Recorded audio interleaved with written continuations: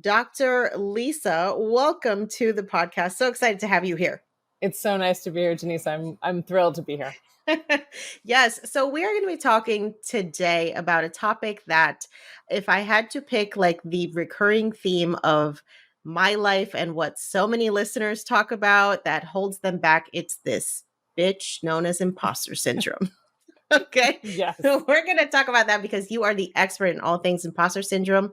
But first, I want to get to know you and your story, how you got into this space. Walk us through kind of, the journey. Sure. So I am a psychologist, and I was probably dealing with imposter syndrome my whole entire life. I grew up in, largely white, predominantly white environments as my parents tried to navigate their own career lives. My parents didn't go to college, and my dad was working in computers at the time, and it was a burgeoning industry. And he just went where the job took him. So we went where that happened. And so it was really difficult kind of growing up in environments that did not appreciate who I was, did not want to see me for who I was. And I experienced a lot of really direct racism and discrimination through that time. And it made me feel very not smart, very not capable, like I wasn't good enough. And so it really started a lot of it. And even into my doctorate, I went to an Ivy League school, and, but yet always felt like they were about to like one step from finding me out. And even when I graduated, I remember depositing my dissertation in the famous, Columbia Library, walking up the stairs and discovering a mistake in my dissertation as I opened it, and feeling like I needed to run and fix it. And knowing that I was up against a deadline, I wouldn't have graduated if I did that. But feeling terror probably for 2 or 3 years afterwards that they were going to discover that mistake and take my doctorate away. Wow. And so I've been dealing with it my whole life. And I think, I tell this in my TEDx talk about, the job that changed my whole trajectory, which was a job where, not the only job I had in imposter syndrome, but like the last one, I think, where I was just, in there, and I was just being treated awfully and couldn't move. I was frozen. And, felt like I didn't, wouldn't get any other jobs, wouldn't have any other opportunities. And, he said something to me that changed my life. And at the time, in a horrible way, but but in the end, it changed it for good, which is we were sitting in a room full of all women senior leaders, and there was music playing in the background. And he said, and somebody asked, like, what is that music that's playing in the background? And he said, it's music to soothe the savage breast.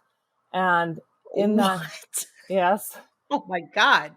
And he was like that. That's the way he was. He treated us all like we were like garbage. It was horrible. It was just an emblematic representation of how we were being treated. And I just was like, enough is enough. And that weekend, I packed up all my stuff and I quit on Monday morning. And I was like, I gotta stop this. And that's what brought me to the passion for imposter syndrome. That's what made me write about it, made me kind of research it, kind of engage with it, because I was living it so profoundly and it was stopping me from living all my dreams. And so, wow, that is incredible. And I think it's just, if you know that there is something more for you out there, that self-belief that it requires for you to make the scary ass decision to say, I'm going to walk away from the quote unquote stability because there's something that I'm meant to do, that takes some guts. So first off, applause, all the snaps, flowers to you, because that takes some cojones, as they say. Yeah. So for folks who are listening to this and can't see the video, what is your ethnic background and where did you grow up? So my mom is Puerto Rican. Hey. Yeah. And my dad is Dominican and from Spain. He's his father was from the Basque Country in Spain. Very cool. And where did you grow up? I was born in New York City, and then my parents, my mom immigrated here when she was 12, and my dad was born in Brooklyn. And then my dad got promoted and moved off to Pennsylvania. So I grew up most of my childhood in Scranton, Pennsylvania. Oh, yeah, a little different than New York City. Yeah, and people always ask me, was it like The Office? No, it was not like The Office. And so, I grew up there in the 70s and early 80s. Was predominant. We were the only family of color. It was really a very difficult experience. And then we moved again when I was in high school, right in the middle of high school, to New Jersey, to Princeton, New Jersey. And then Oh we my moved God. again when I went to college to Georgia. And so we moved a lot. Wow. I see the trend like further and further away from the communities that would feel familiar, right? And that would Yeah, make you feel welcome. And I think as someone who grew up in Jersey, I think a lot of folks are surprised by how segregated the state yeah, is. it It's is. like you can literally drive like a couple blocks and it's completely different neighborhood, Yes. and the Yeah, cops will police the borders and will yeah, stop cars that are not, that don't belong there. We had plenty of friends who stopped coming to visit us after we moved to a predominantly white town because they would literally get pulled over every single time they hit the border of our city.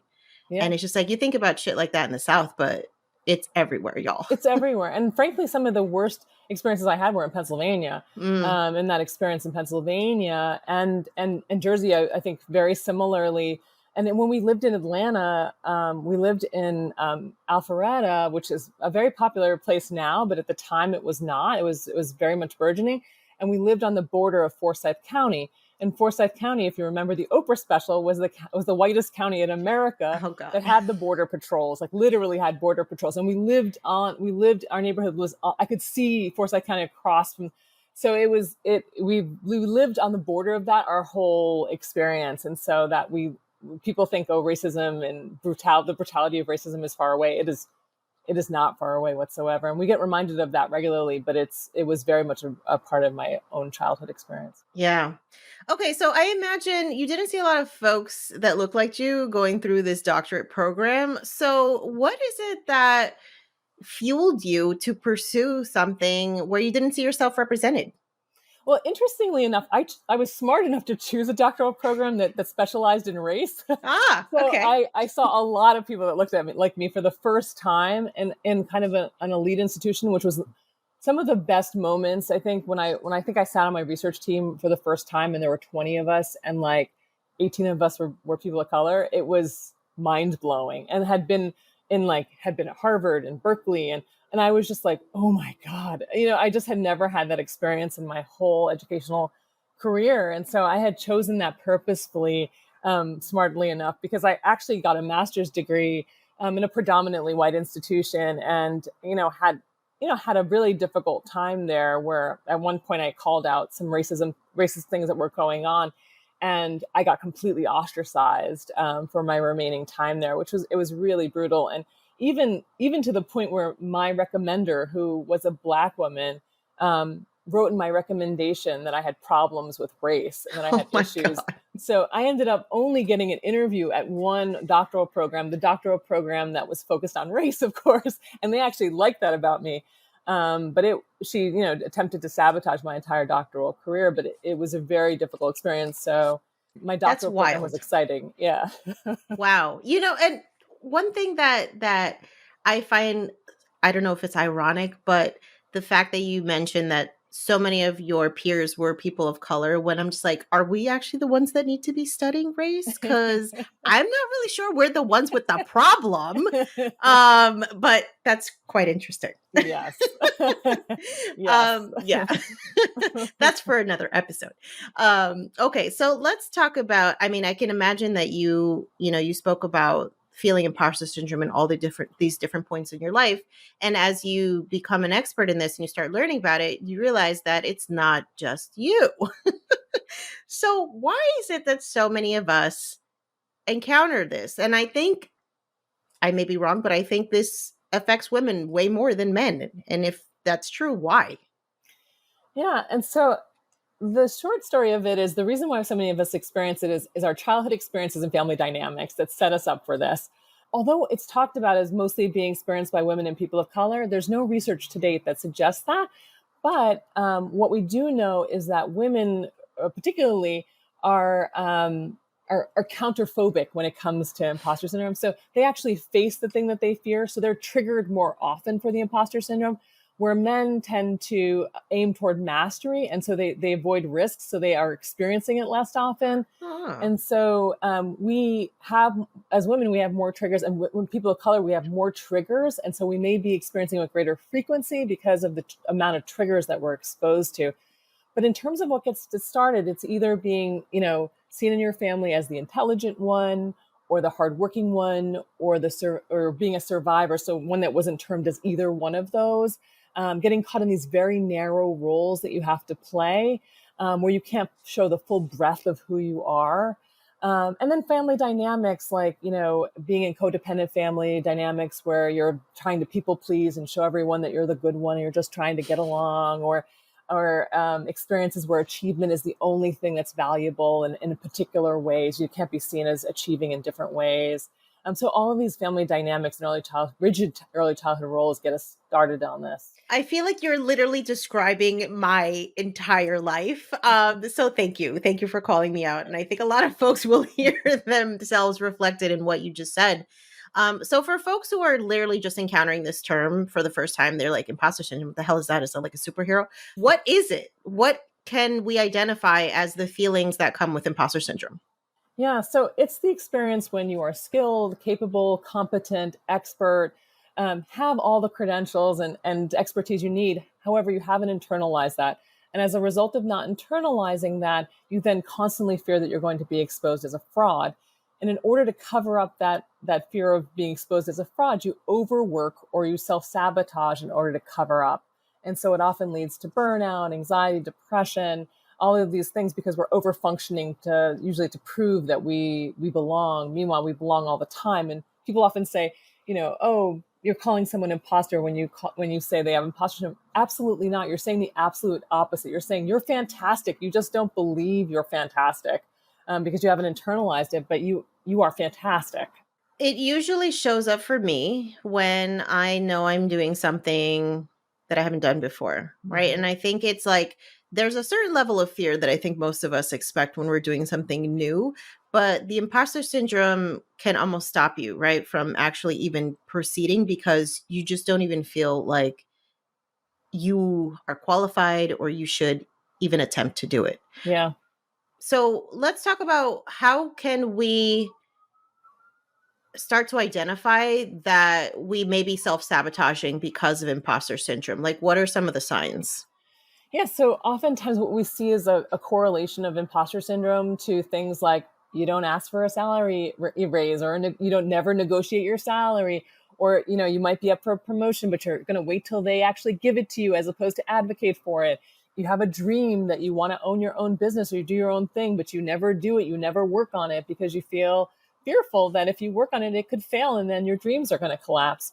And so, like, oftentimes we're not advocating for ourselves. We're not actually pursuing the things that we want and we're passionate about. We're typically looking for approval from everyone else about, are we doing the right thing? But we're generally potentially sometimes unhappy doing the right thing, the right in quotes. And so I think it can often lead to this feeling of like, everyone thinks our lives are awesome, but we're Mm. miserable. And so, like, because we're pleasing other people constantly, because we're just not really assured that we will be able to achieve the things we dream about achieving. Do you think that social media has an impact on imposter syndrome? And if so, how? Yeah, I mean, I think, social media, one of the things that's correlated to imposter syndrome is perfectionism. And so this idea of like, you have to be perfect, and social media does a great job of making you feel very insecure about, all the things you don't have, you're not doing, can't achieve. And so I think it can really exacerbate that kind of feeling of like, well, I'm not that person, so I can't do that. Or, I don't have X or Y or Z, so that doesn't make me capable of that. And so I think it really can exacerbate perfectionism and things like that, and feeling like, oftentimes those of us who succeeded have fallen down like a gajillion times and failed a gajillion times, but we don't necessarily broadcast our failures. Sometimes we show them, but we Yeah. don't show all of them. And so people think, oh, I can never do it in that way because I'm going to mess up, or I'm going to screw up, or I've already screwed up. Yeah, I think that fear of failure, especially publicly, can be like so paralyzing for people. Yeah. And so how do we start to like reconcile with the fact that when we're doing scary shit, it's not going to feel comfortable? Yeah, I mean, I think that is super scary because, one of the big triggers for imposter syndrome is this trying new things because it's risky. And so I think one of the things that we can do is really learn to be uncomfortable and really tolerate discomfort. Oftentimes because we have imposter syndrome, we've been doing we know how to succeed, and we know how to succeed in particular veins, and we know how to stay in that lane. But when we're doing the thing that we really want to do or taking that risk, it means going outside of that lane and trying on different roles. And that trying on different roles and allowing ourselves to take calculated risks, to ask for help, to be in situations in which we have to collaborate with people we don't know or do things, that is really pushing up and actually actively working on your recovery from imposter syndrome, is really pushing up against these rigid roles of being so successful and having mastery over something, and really allowing ourselves to be vulnerable, and fail. Yeah, I think it's folks also have a hard time like asking for help because they think that somehow that's going to equate to them being incompetent or Yes. somehow unqualified, right? So like how do we get past our own shit so that we aren't like, cuz then I think, if you're not asking for help and then you're failing, it's almost just like you're in this feedback loop, and until you're just like, "Wait, I need to stop and like try something new," then you can actually create the reality that you're trying to escape from. Yeah, and I think one of the ways can be the recognition that if you don't do something about this, right, you will be caught in the recursive loop.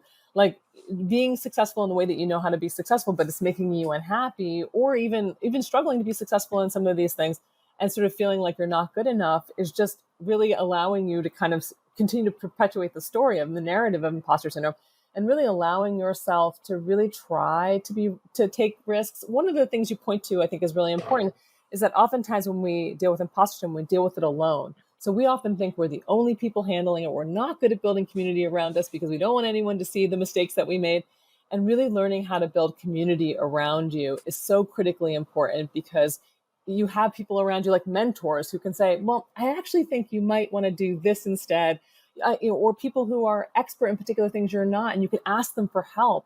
Like having a community around you, which is part of the recovery of imposter syndrome, becomes so important in learning to trust that community and really operate within it, a community, and not so much like an individual contributor or a kind of lone wolf again. Like that's such a hard habit to break, but it's so important.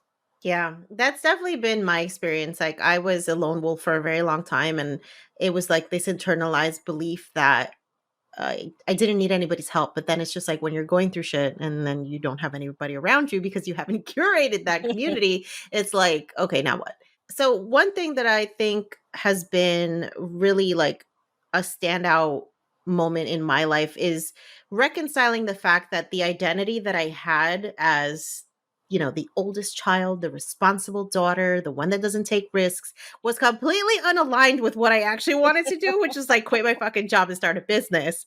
But the pressure of like living up to that identity for our families, for the people who have invested so much of their, dreams in us, that's hard. It's How so do we hard. start to navigate that and like not let the outside pressure of what people want for us derail what we want for ourselves? It's so hard, and it's a process. And when you were talking, it reminded, because I'm also an oldest child, immigrant parents, and the first person in my family to go to college, and the first person definitely to get a doctorate. And there's a folkloric story in my family about my grandfather and why he ran away from Spain. About the fact that in his family, he came from a wealthy family, and everyone had a designated job they were supposed to do, and his designated job was supposed to be, he was supposed to become a doctor. And when he was about 14 or 15, he started to apprentice. And the first thing he was involved in was an amputation. And they put the leg of somebody into his arms, and he passed out. Oh my God. And when he got home, his older brothers beat him in a kind of attempt to kind of get him to recognize he had to follow the family edict about becoming a doctor. And he ran away from home. But what was interesting about my family was that then they tried to then do generations of making the doctor, so then like my aunt was supposed to be the next doctor. She didn't do it. Then I became burdened with the idea of like that I was going to be the doctor, because I always thought from the young age I would be an MD. And then I got to college and I nearly flunked out, like, because I could not handle the sciences and I was unhappy. And I remember telling my father, it was over spring break, that I was going to drop out of bio pre-med and change my major to English. And my father like nearly lost his mind. He didn't speak to me for 3 months. Wow. He just was so furious. And even after he calmed down, he still, if in public, would introduce me and say, this is my daughter. She's majoring in like history. He would always get my major wrong. And it was really in essence an implicit like kind of pressure to like, this is what you were supposed to do. You're supposed to carry out the legacy of the family. And at one point I just started to realize like, I can't do this. It's making me incredibly unhappy and I'm failing at it. Even if I were succeeding at it, I think I still would have been unhappy. And I just want to do something else. And I found my passion for psychology, which I don't think my parents would have, I think my mom would have loved it, but I don't think my dad would have been that into it. He would have thought, what the hell is that? He eventually adapted to it and did end up supporting it. But I started to realize that I had to do what was right for me because I was very unhappy and it wasn't doing good for anyone. And so I do Yeah. think like it's really recognizing like what's going to make you happy and pleasing. Eventually they usually, if they're healthy enough, they come around. But you face the resistance initially, and a part of actually overcoming imposter syndrome is breaking those roles and not being the good kid anymore, and really having to be like a bit of a renegade sometimes, and really tolerating what that means when people are displeasing and disproving of you, and are like, "What are you doing with everything we invested in you?" That is part of recovering from imposter syndrome. Is Mm. really saying like, "I don't need to please you. I can't please you. It's making me unhappy. I need to figure out what I need for myself." It sounds so easy, but the feelings are I know, so rough. hard. No, please. I went to lots of therapy to deal with that. So I would also say Yes. therapy. Get therapy. Yeah. Oh my gosh, please. We all need it. And especially if you're navigating these spaces where you are the first or you are the you Yeah. are the one who's like trying to do something different. Nobody's gonna get it. And that's I No. think that loneliness and the isolation is what makes the imposter syndrome even worse, like you Yes, for mentioned. sure. And Yeah. the kind of like the pressure to succeed, right? The incredible pressure to succeed. Oftentimes when we're being pushed up into these conventional roles, we're kind of trying to lift up the entire family, and trying to create a new kind of opportunity for people to come behind us. But I think you can create that in all kinds of ways. It doesn't have to be in these narrow ways that were prescribed to us. You can lift up others, you can lift up yourself in ways that are unexpected. Hmm. And I think that's so important. Yeah. Can you talk us through maybe some exercises that we can do to start reconciling and first identifying if we have imposter syndrome and then what we can start to do to manage it and potentially overcome? Yeah, so I think part of recognizing it is sort of thinking about sort of like, do you fall into some of these categories? So, like as a checklist, like, are you somebody who overworks at work? Do you feel like you might be a fraud? Do you happen to have, perfectionistic kind of tendencies? Do you overvalue others and undervalue yourself? Do you engage with moments of self sabotage, especially if you feel like you potentially will fail? So, kind of examining whether or not that's true. Some people say, "Oh, is imposter syndrome self doubt?" No, it is not self doubt. It is a constellation of a bunch of different experiences. That when you identify with it, you identify with it. It's like, okay, it's not just this; it's this, this, this, and this, and I have all of them. And I think part of dealing with it is sort of what we talked about a little earlier about identifying like what were your early childhood experiences that led you here. And the reason why we do that is not because we want to blame anyone or like call people out. It's really because we want to identify those early experiences and how they connect to your current day triggers. And so identifying your triggers becomes so important to understanding like when it's going to be at its height, and then how you can choose a different behavior. So for example, if a new experience or a new project or a new opportunity is a trigger for you, then if you're going to do something new, that you have to think about the ways in which your imposter syndrome shows up. So for example, it might be self-sabotage. And so what you might have a thing that you need to do for that business. For example, you might need to develop the LLC for that business, but you keep avoiding having the conversation with the attorney or whoever. And so what it is now structuring that experience. So what is the first thing I need to do? Do I need to find an attorney? So you kind of break it out into little pieces instead of one gigantic thing of starting an LLC. So in that way, it prevents the procrastination, and followed by sort of either the collapse of not doing the thing you want to, or the over functioning to get it done right before something important happens. And so I think it's really kind of identifying the pieces of it and then building up the particular skills around changing it. And I think, like you said before, it's a lot of being uncomfortable. And really, I think the discomfort is indicating you're going to a healthier place. Like being uncomfortable and trying the new things, being uncomfortable and being highly visible, being uncomfortable and taking a risk that you wouldn't take ordinarily, and then tolerating the discomfort and knowing it's not going to always feel like this. Yeah, I love those tips. And it reminds me of the thing that triggers me still to this day is like being asked to speak in Spanish, like in front of Oh, a camera. Like I'm fine talking to my family. Like it's not an issue, but then it's just like when I know people are watching me, it's like so freaking stressful. And so I have realized, when I'm asked to do Spanish language, anything, first of all, I need to block out the whole day. Like I cannot use any mental bandwidth for anything else within like 24 hours of this happening. I need to have all the questions given to me ahead of time so that I can go and think about what I want to say and translate it and make sure it's good. And I just know like that's how I have to manage because otherwise I'm going to say no. And then by me saying no, it's like I'm cutting off an opportunity that is literally just rooted in my insecurities around this because I know I can freaking do it, but it's yeah. just like the attention is Yeah. And terrifying. Janice, I would challenge you that Ugh. eventually I want you to kind of do it without prep, Yeah, and just that's where let I it want to get be to. and let it be. Because what happens is that's like our imposter syndrome showing up where we're over functioning and over preparing to make sure that it's perfect. Yeah. And I bet it's come from somewhere, right? Like I have the same kinds of trepidations about speaking in Spanish. And I've taken all kinds of like classes and every time it's like you speak Spanish and you have Spanish skills like a poet. Like there's so because I've taken 1,000 classes in it, but put me on the spot and I fall apart. Yes. But it comes from, for me, it comes from the space that when I was a kid and I tried to speak Spanish, people will make fun of me, say I sound like a gringa, like say that this is what happens when you grow up in these neighborhoods. And I had never felt good enough. And I felt like my Spanish was always like a mess. Yeah. And so as a result, I always now the imposter syndrome will show up in the sense that I feel like I'm going to come off like a mess and an embarrassment. And so really kind of also for me, it's been about like defeating that thought about like, my Spanish was a mess. Frankly, I should have been applauded. I grew up speaking English, and I learned Spanish because my parents were speaking Spanish to try to not let me listen into conversations. So I wasn't formally taught. And then I picked it up. So I should, I think allowing ourselves to be proud of the things that we can do and really not necessarily looking for that perfection and really appreciating our own narratives and stories and not necessarily trying to be somebody that people want us to be, Hmm. whether it's perfect Spanish speaker or whatever it may be. But I think really violating that and being like, it's going to be what it's going to be, like, You're getting it the might Puerto be Rican Spanglish. Spanglish. Yeah. And you're I'm here going to for live it. with it.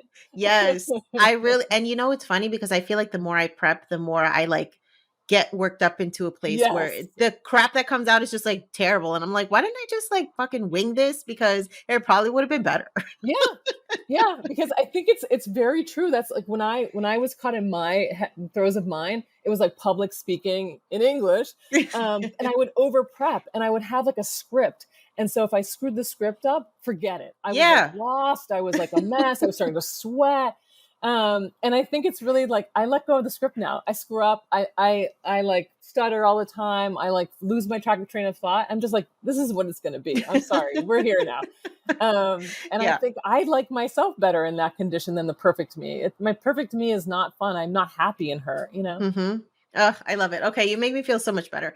Um, so I think, when we try to think about like what the root of the imposter syndrome, and I think a lot of it is like the lack of self-esteem and the lack of confidence. And those are things that are shaped by our childhood. And do you think that we can be proactive in like reshaping our self-esteem and our self-confidence? And how can we do that? Yeah, hell yeah. And I've seen it.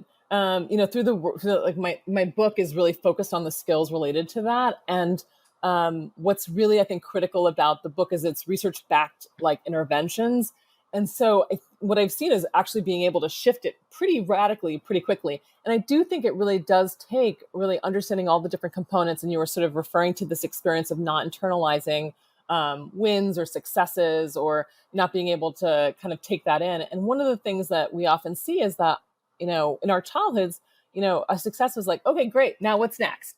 And then we never got to really appreciate the success and the hard work it took to get to that moment. We were just moved to the next moment.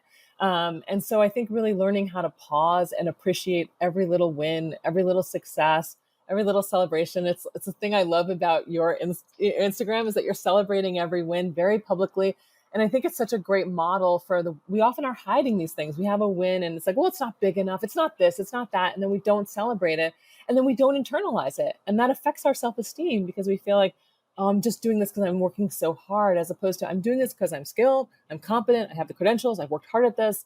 That's what we need to do to kind of be able to really truly believe in our skills, that they will take us where we're afraid of. I think it also helps to like zoom out, right? Because when we're Mm-hmm. consistently working on goals and just like meeting all the things on the checklist, it can feel like we're not actually making progress if we don't Mm-hmm. step back and reflect on how freaking far we've come Yes. from when we started. Yep. That helps me a Agreed. lot. Yeah, because I think we are so sometimes caught in a rat race and like the hustle, the grind hustle, that we often forget. Like, look where we've come from, look what we've done, and really being able to appreciate that. And there's nothing. I think oftentimes people fear like if I do that, I'll become lazy or demotivated if I appreciate myself. I've never seen it. I've never Yeah. seen someone become lazy or demotivated by appreciating themselves. I've never seen it. I love that. And I definitely resonated with you talking about like being someone who doesn't celebrate their wins, because for a long time, and I think a lot of this is internalized like culture wise, right? It's just like, don't seek attention, don't stand out of the crowd. It's like a lot of Yeah, the messaging that be we get. humble. Exactly, Yeah, exactly. And so I've really been like deliberate in not jumping to the next thing and yeah. savoring the moment, because it's like if you don't celebrate like how far you've come, you will never enjoy where you're going. And I think that's also something that really is very emblematic of imposter syndrome, is that there's always a next thing. There's always a next hurdle. And the next thing I'll feel confident. The next thing, no. If you don't stop and you don't appreciate who you are in this moment, the next thing is not going to fix anything. Mhm. Absolutely. Yeah. So, what would you say to someone who is in that self-sabotaging cycle right now and is desperate to get out, but is just overwhelmed with what they can do today to stop the cycle? In a super concrete way, one of the things that I've seen really be helpful is a task management process. And so oftentimes it's because we feel like where do I get started? I have 100 things I could start at once. It's like really learning how to task manage. And one of my favorite task management tools is the Pomodoro Method. And it was built and created for people with ADD. But I find it to be really helpful for anyone who's struggling to focus their attention, where it's just like, what it is teaching you how to prioritize tasks and then figuring out how to concentrate on those tasks in blocks of time. That for them, it's 25-minute blocks of time with breaks in between. And what I like about it is it's teaching you to be singly focused on one thing at a time, which is really hard for us when we're feeling anxious about task management, but really important. And I think really also allowing us to understand that we do need to prioritize our lists and how we get them done. You can't do everything at once. You have to make a priority. And it means some things don't get done, and learning how to tolerate that. So I would say that. And I would say the other thing that leads often to self sabotage is performance anxiety. One of my favorite tools of managing performance anxiety is things like meditation and mindfulness, and really getting into really healthy practices around a mindfulness and meditation. And so that can really be helpful.